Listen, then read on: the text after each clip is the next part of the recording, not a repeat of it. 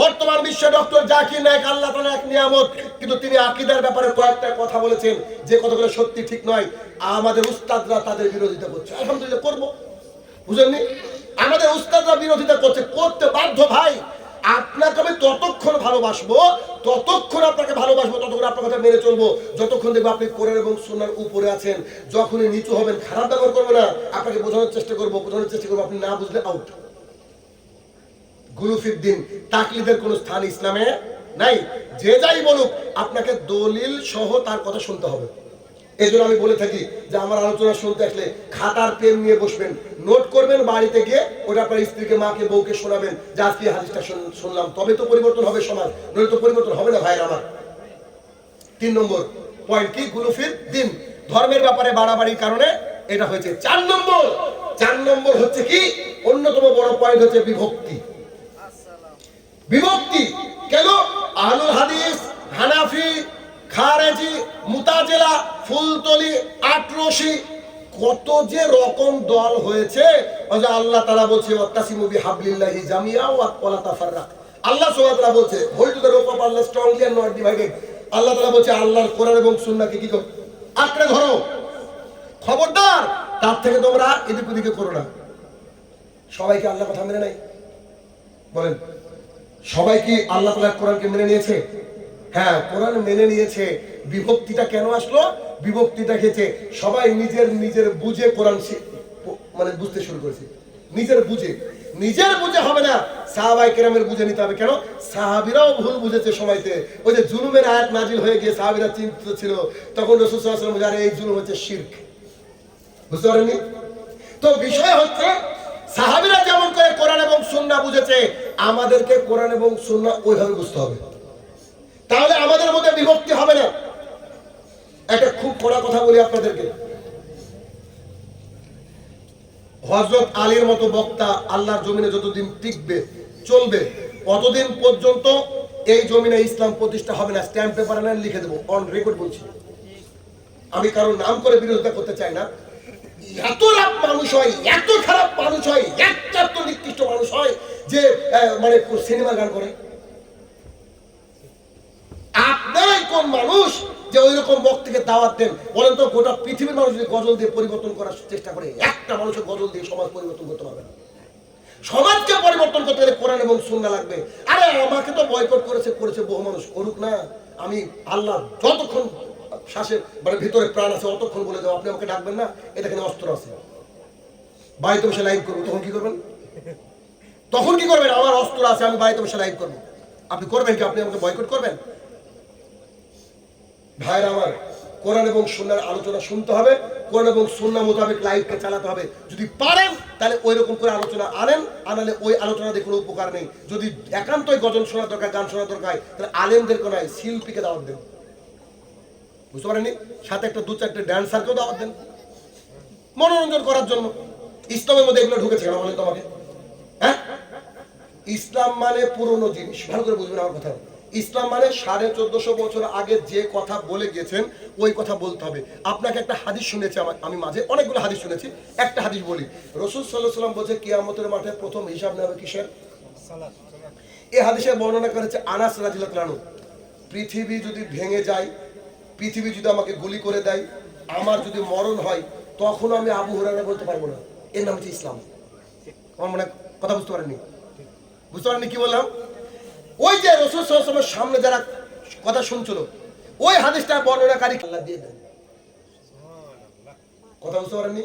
কিশোর Elon Musk, কিশোর Bill Gates, আমাদের কাছে বাচ্চা ভাই, বাচ্চা। এক রাতে তো গোটা পৃথিবী, প্রত্যেক রাতে ইনশাআল্লাহ গোটা পৃথিবী আমরা অর্জন করি।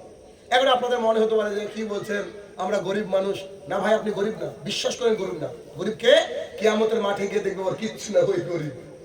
ওই যে রাসূল সাল্লাল্লাহু আলাইহি ওয়াসাল্লাম জিজ্ঞেস করছে, তোমরা কি জানো নিঃস্বকে? যার দিরহাম নাই, দিনার নাই, সেই নিচ্ছ। রাসূল সাল্লাল্লাহু আলাইহি ওয়াসাল্লাম বলছে, না, নিঃস্ব তো ওই ব্যক্তি কিয়ামতের মাঠে গিয়ে দেখবে যার কিচ্ছুই নাই কিয়ামতের মাঠে। তাহলে কি সালাত আদায় করেন আর আপনি নেকি অর্জন করেন আর সম্পদের পাহাড় নেন, কিয়ামতের মাঠে পাবেন। কেন? 60 বছরের সম্পদ নিয়ে কি করব?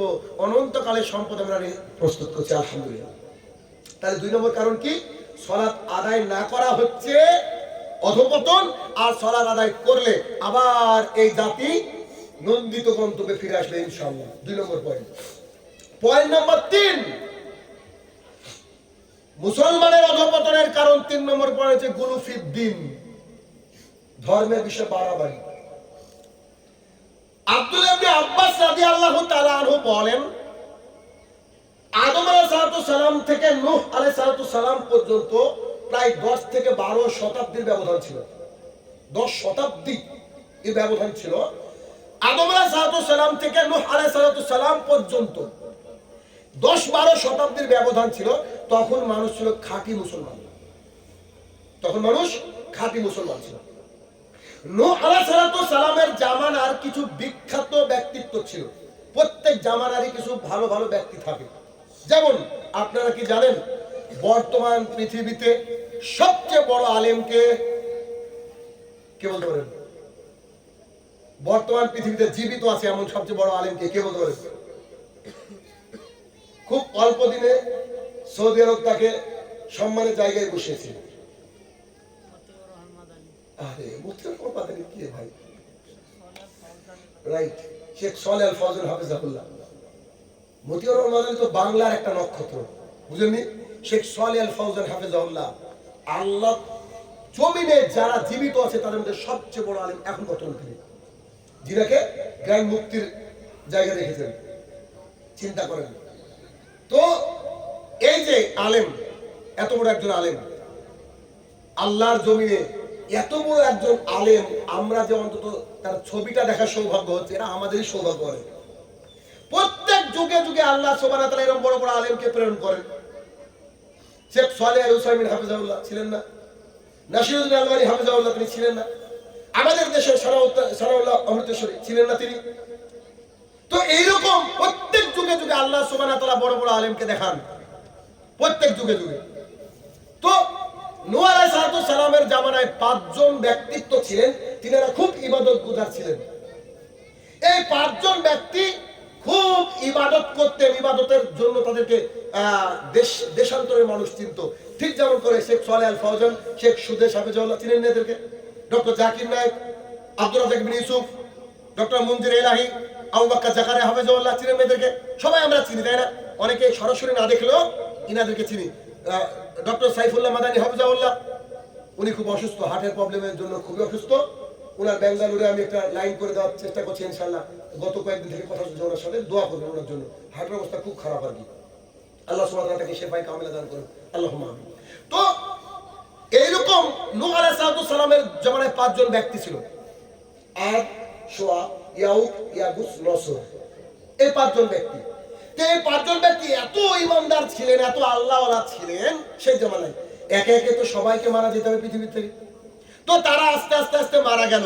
যখন তারা মারা গেল, এলাকার মানুষকে শয়তান বলল যে শোনো, তোমরা তো এই 5 জন বিখ্যাত ব্যক্তি তার নাম শুনেছো? বলে জি, আমরা অনেকে দেখেওছি। তখন তাদেরকে বলছে শয়তান, দেখেন কি করে গুলুফিদ্দিন করছে, একটু দেখেন।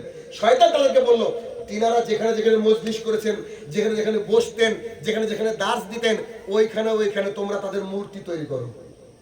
পৃথিবীতে প্রথম মূর্তি আসছে কি করে দেখেন, তোমরা মূর্তি তৈরি করো। শয়তান নিজে বলছে এই মূর্তিতে পুজো করতে হবে না, তাদেরকে দেখলে তোমাদের ইমানের গতি বেড়ে যাবে। তাই